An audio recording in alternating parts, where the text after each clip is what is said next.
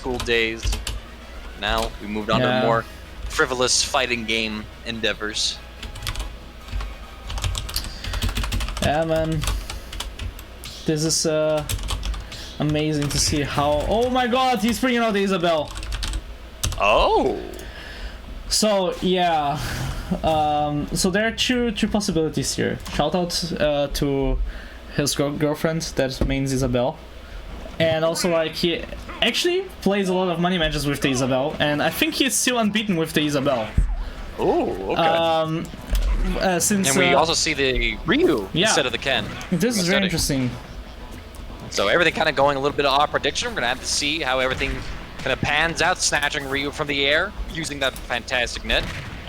Fishing rod, excuse me. I was thinking villager's net. Yeah, well, and oh, the plant coming on in just as Andres was about to come on in. Similar though, so. Here we go, okay. Both sides are kind of trading these little blows at the moment. A big forward smash coming out from Andres. The names need to be, or Andres' name needs to be updated on the scoreboard. It says I studying. So yeah, so oh yeah, so fixing that. I'm sorry. You're all good. You're all good. I know exactly how it is. Being the guy who runs streams as well, bro. Like in a given tournament, I will all at once be TOing, running the stream, commentating the stream, and competing. Sometimes in top 3. Both. Yeah, so like I entirely get how crazy of multitasking can get. Wait, no. Other side. I changed the wrong one. Oh my god. It's all good. It's all good, my friend. Yeah, my friends. Oh, here we go. Throwing him off. Shoryuken. And he's able to get in there, and despite the early percent deficit that Andre was facing, he did get the first kill in this one, throwing out the special powered up Hadoken, so you all know he's doing the real inputs. That was a core circle forward motion. Great lid trap too. gBots is a sponsor? Okay, so I just someone just mentioned he has actually a sponsor, so I have to add that. Yeah.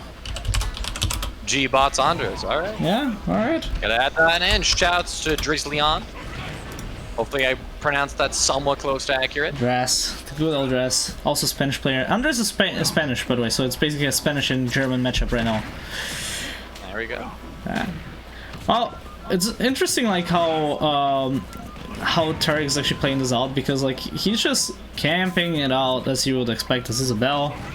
Like playing very smartly, like eating those powered up Hadokens and throwing us back to just secure neutral presence, and like just jumping around, like not really going for too much of a neutral game, just like, yeah, stay there, I'm just gonna jump to the other side and try to get you back to. Oh my god! Well, see, that's what happens when you try to. Oh my god! That's what happens when you try to go neutral against the Rio. Like, you can just like blow up at any given time. So Tarik's playing very smart, like trying to avoid any kind of risk, and just abusing like the beauty of the fishing rod in this game. Meanwhile, Andres using some of the kill potential that Ryu has, got a couple of great kills, but now we're on the last stock. And Tarik pulling out the slingshot, getting several hits, setting up some of his traps as well. We got the rocket planted on stage. Andre able to get rid of it, fortunately. And the surprise, and it's not enough. And he gets back to the ledge, and he cannot finish the stock, man. This is like that's the difficulty now. Like Tarik has to find a way into getting him into disadvantage or jumping into one of the smash attacks, which is gonna be very, very, very tough. It's really anyone's game right now, but Tarik ain't on the ledge too long! Shoryuken! Tarik losing game 1 on the Isabel. Andres just keeping him down there with. Oh, that hurts, man. That does hurt a little bit. We're gonna have to see if Tarik switches it up, goes to his Greninja, or if he's gonna ride it out with the Isabel. This is he's probably switching to Greninja again. But damn, dude, this is so annoying against those Shotos in Smash. Like the down tilt is so strong, and you can combo anything about it on it. Like it's so frustrating sometimes. Like, it's super hard to deal with it. And you're on the ledge exactly like Tarik was there right now. And you are there a tiny bit too long. And, you know, the Rio they can just, like, be spamming down to because they have so less end lag. And you can just, like, be spamming. And they are also very good against shield, right? So, at some point you're gonna hit and you can just get a free conversion out of it. Right, it's yeah, no, super fast, shield, it's super easy, and it's not negative on shield. So that's actually crazy. Like, man, it's amazing. Ryu sounding better in Smash Ulti than his own fighting game Street Fighter 5 right now. That's unreal. Fair enough, and sadly true. Oh, what? That's unreal. Talking to Isabel again. What are you doing? Are you really doing that? And Draz dropping more facts in there. Only MBL and Andres and sponsors in Spain. Damn, that's very good. That's very good. So I hope as soon as the situation's a bit better, we get to see if Andres fly out more to tournaments then. It's about time. That would be pretty cool. Here we go. He's trying to make that name, defeating the undefeated Isabel, as you had just described earlier. Oh, God, the shield break! And he's just gonna fall! Down B! Oh my gosh. Where's Sales, man? No neutral, no skill, no problem. This is like so frustrating, but like I don't understand those characters so good and he uses them so well. Like you just kind of know what's like the design of the character is like so broken in certain situations. Like how is this possible? It was a 40% kill just because of a shield break. Damn.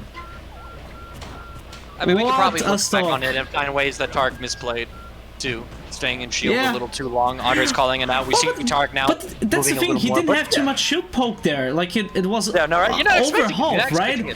So, damn, dude, this is really, really difficult and very smartly played by Andres. Like, and he just keeps doing that. Like, he has no pressure. He just keeps looking for those tiny moments where, like, see, now he has this, like, again, half shield damage. He's gonna try to look for the same kind of situations, and he can keep doing them forever. And that's the, like, let's say the difficulty at playing against Shotos in this game, because they, like, see, again, like, it's gonna be like all of this, and then if he doesn't get it through this way, he's gonna go for the down tilt. And this is like literally like just optimizing all the good options of a Shoto in this game. Like, no hard feelings. And Andres is like, just keep doing it. Hey, I have this option. Why not use it now? See, like, why not? It's going really well. Right now, Tarik on 55% of the last stock. Andre's still sitting on his first stock, but Tarik might being able to threaten taking it away. Sets up the fishing rod. Dashes them. I caught me a Ryu! Yeah. That's an up throw kill, but Andre's immediately threatening almost ending the game with these down tilts. Do you think he has already got caught a Ryu for his museum though? Those are the important questions right now. I mean, like, it's also the best stage to be at this time, right? Because we have KK Ryder playing live for us as well, man. So, like... Go jab trap. Oh, running. Here's the shield pressure. And it's just a matter of time that the shield breaks. Tarik had to shield drop there, otherwise it would have broken probably. And he would be dead right away. Just one more good hit, he can pretty much close out game 2 and take Tarik down to tournament point. And there we go. The down B, able to close it out, up 2-0 for Andre. Yeah. Gotta imagine Tarik has to be thinking about switching to Greninja. Well, I kind of imagined that he would be doing this earlier, but yeah, I mean, this would be the moment to go for, I guess. Like, this is definitely not something we expected for this matchup, and there's probably character change. I know. Probably, yeah, but Dras mentioning some of the history between these two players. They fought at the Battle of Armada. Andre's taking it 2-1. He lost the first game with Ken when Ryu made the 2-0 comeback. Oh, see? Andres and Tarik already fought in the Armada's Battle of the Armada a few weeks ago, and he came back playing Rio. Like, he started losing as a Ken, switched to Rio, and then won the tournament through the losers. So this is a very interesting fact. So Yeah, I kind of expect. So history repeating itself. No, well, technically now Tarik would need to bring it back, right? And this is one of the things that actually Tarik does a lot. As soon as he's like behind, he starts like playing immensely well. Like in the moment like he's either close or like 1 or 2 behind, he has a tendency to just go into momentum and just run through the opponent and like give him no time to breathe, or go on super close sets and clutch it out in the very tiny moments. Well, because part of that could be playing, just using the first 2 games to kind of collect data on how Andre wanted to play, how he wanted to poke shield, how he wanted to ledge trap or edge guard, and now with all that information with Isabelle down, now he's able to switch to the Greninja and perhaps even capitalize on some of those. Get to see. Well, maybe that might have been part of the strategy. I mean, for Tarik. Tarik's a smart player. I wouldn't count that out as an option yet. So, like, that definitely will matter soon enough. Well, at least if it gives him an advantage on how to maybe get a mix-up or abuse one of the habits. Because, like, one of the things we've seen so far from Andre is, like, he knows his characters, right? He knows what are the good options, and he knows definitely how to play around them. But one of the things we're not seeing very well from him, in my opinion, is like capitalizing on the neutral game. Like he knows how to maintain the center stage. He knows how to press the opponent using his options. But at the moment he is in a disadvantage. He struggles a bit more. So, and this is where maybe Tarik might be able to capitalize, being a like known either in matchup or maybe having this tiny bit of experience more than him, finding out more ways on how to pressure and abuse that. Other than that, Andres will just keep abusing the strengths of Shoto's Online. Shoto's Online. And Zerofication asking, this will be a question for you, Puppet, is the matchup Ryu favored? No. Greninja favored? Definitely Greninja favored. Oh, there we go. Able to gimp the Shoryuken recovery. Probably showing why it's considered Greninja favorite, but Andre now getting decent combo. Taking Tarik off stage. Goes for the left trap. Couple jabs, looking for it, but a great patience and up air. Gets Tarik back on stage. So no problem, Zerofication. Appreciate the question.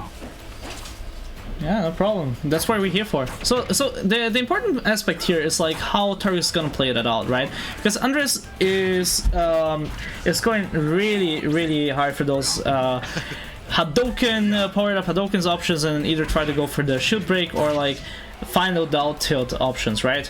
And he's been continuing to go there. So see it again.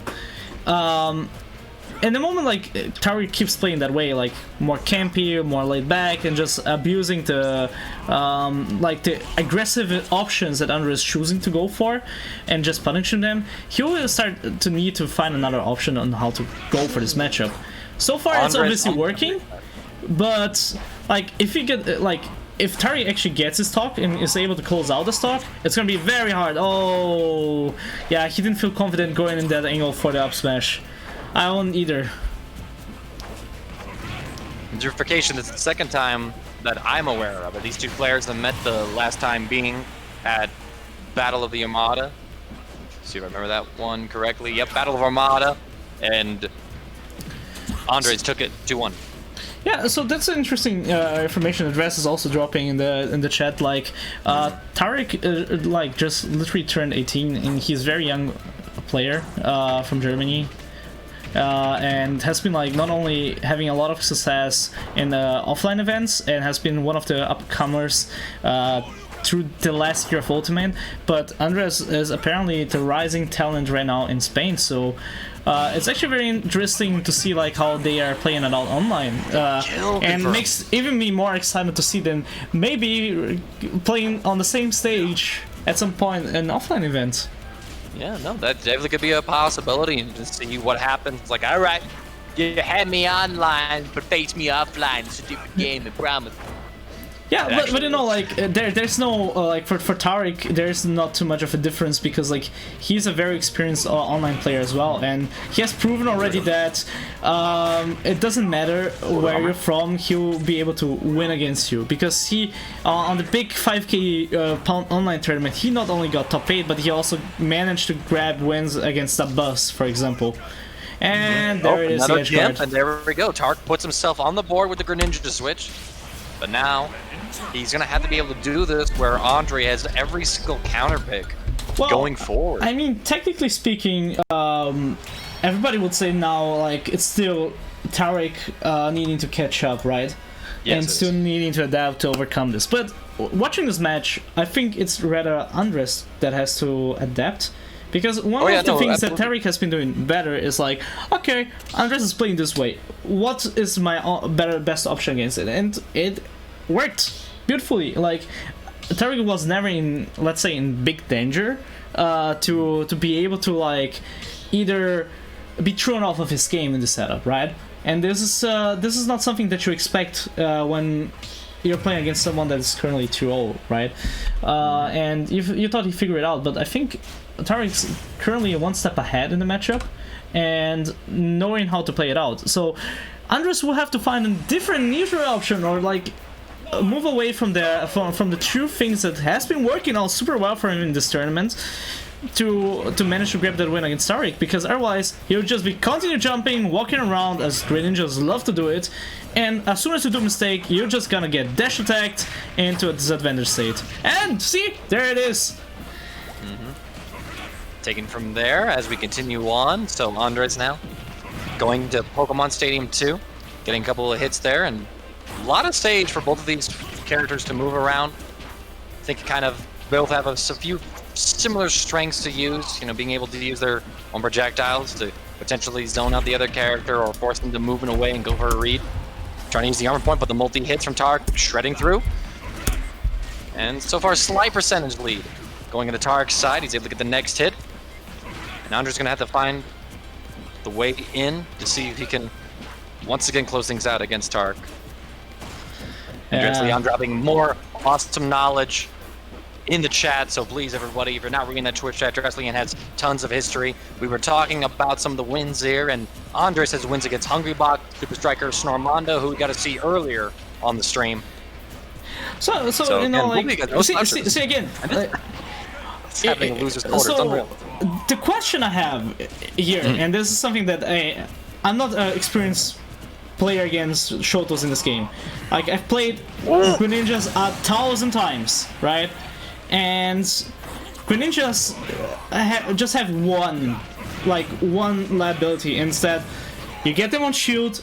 Greninja has only one option, and that is either smash attacks or jump out, right? And Andres is having a very hard time to force Tarik to get on shield on those bigger stages. And it wonders me why he chose PS2 for all the options he had, because it's a big stage. It is a very big stage, but so far he's been able to make things work. He's got a decent percentage lead at this point. He was able to get a kill confirm earlier, Andre.